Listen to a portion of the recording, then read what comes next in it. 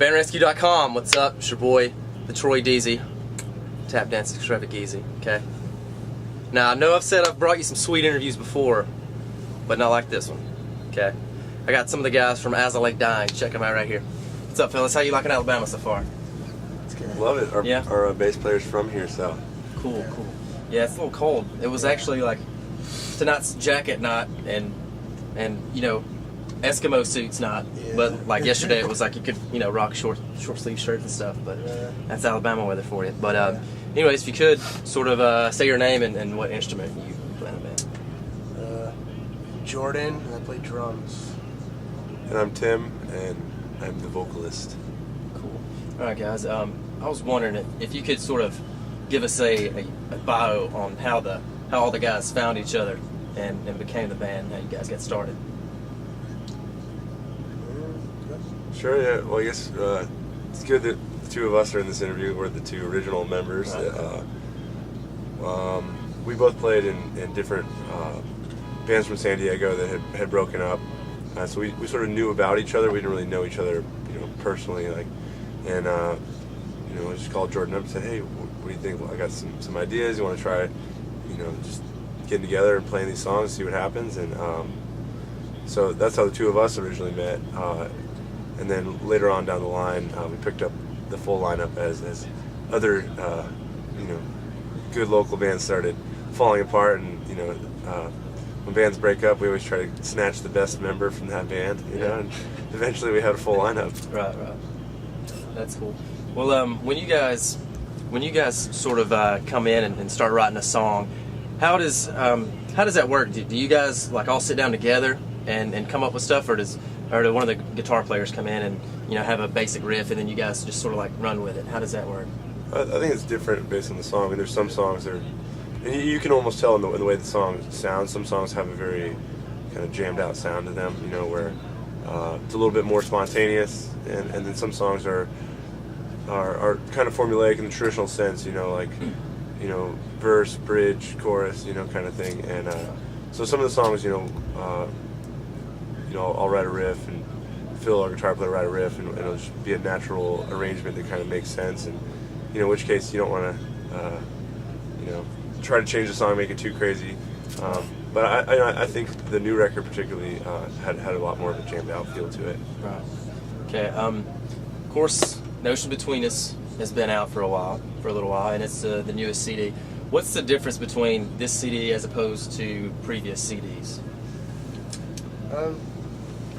As far as the songs go, there's just a lot more diversity within the record than, you know, our previous record, Shadows of Security. And, you know, like Tim was saying, the way we went about writing this record was a lot different than our previous records.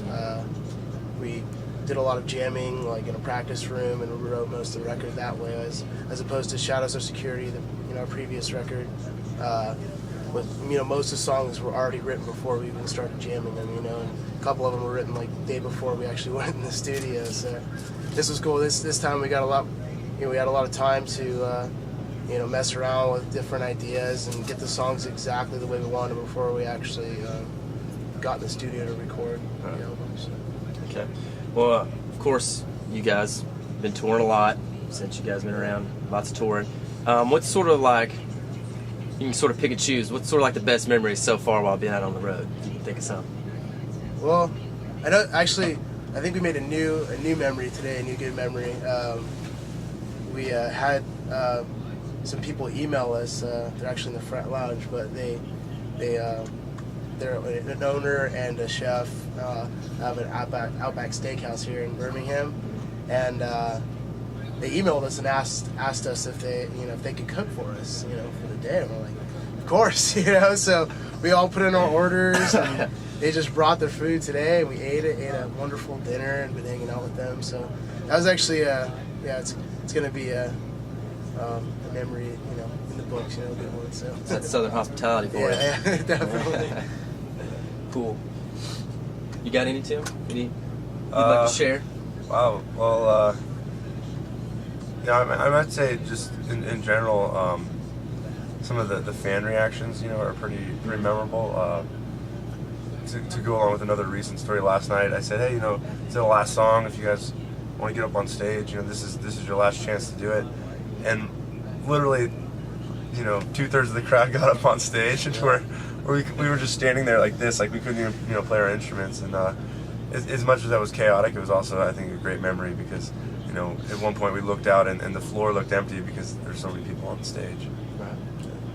Cool. Well, you guys have been around for a long time, and of course have gained a lot of fans through your work. And sort of curious, since you get so many fans, I'm sure every now and then there may be maybe like one little instance of somebody doing something crazy. So have you guys ever had anything like that? A fan doing a little something, a little nuts maybe? We had. Oh, God. Oh yeah.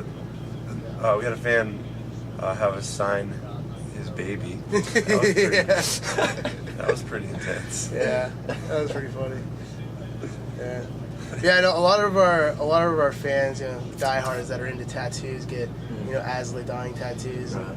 There's always, I wouldn't say, a couple a show, but it happens often where kids show up and like, hey, look at my tattoo, or like they got like some sort of Right. Asley dying or our logo or something like that on their body. And that's always pretty cool that people are that passionate,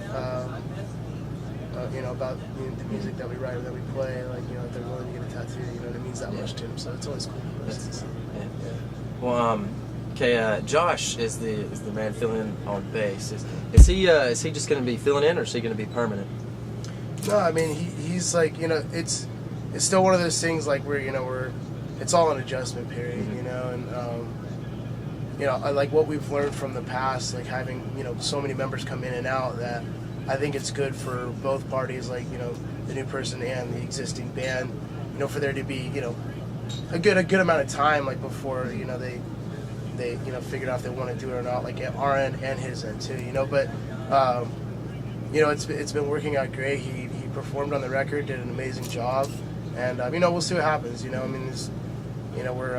We're still touring and playing shows together, so that's promising. So. Okay. Well, I read that you guys are all Christians in the band, and I was wondering, a lot of times, particularly in this sort of music genre, there's this and that, it's sort of being Christians and being some non-religious. Have you sort of encountered any I guess sort of memorable moments, whether you're sort of like either sharing your beliefs with like another band or some kids or anything of that nature? Yeah, I mean, there's definitely been some great conversations I've had with with fans at our shows.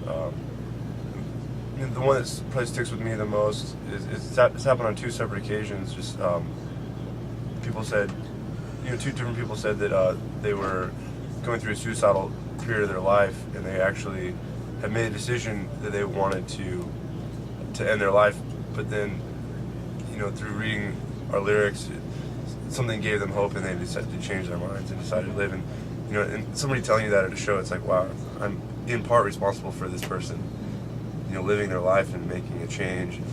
I mean, that's probably the most amazing thing somebody has ever said to me personally. And as far as from a religious standpoint, like what we believe as Christians, I think is always out there for people that want to read it in our lyrics. And it was never our approach to tell people what they need to do or tell people how to live their lives. But if people want to dig deeper, they definitely have that opportunity. And so, right.